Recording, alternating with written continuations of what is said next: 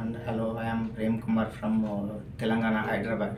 I am suffering with lupus since 2018, and in 2019 I diagnosed with the avian, right leg fourth stage, second leg second stage.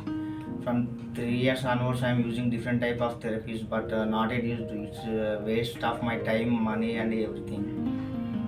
Once I met this Vikas Jain sir in social media or YouTube channel.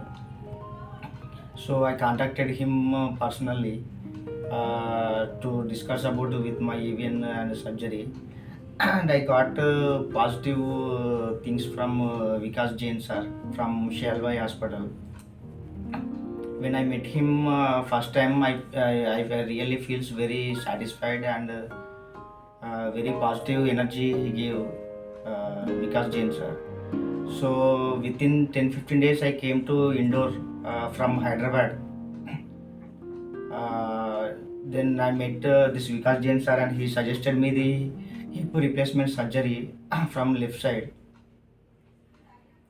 Now I'm feeling good. This is the third day of my hip replacement surgery has been completed, and the staff of Shelby Hospital is also very positive and friendly nature.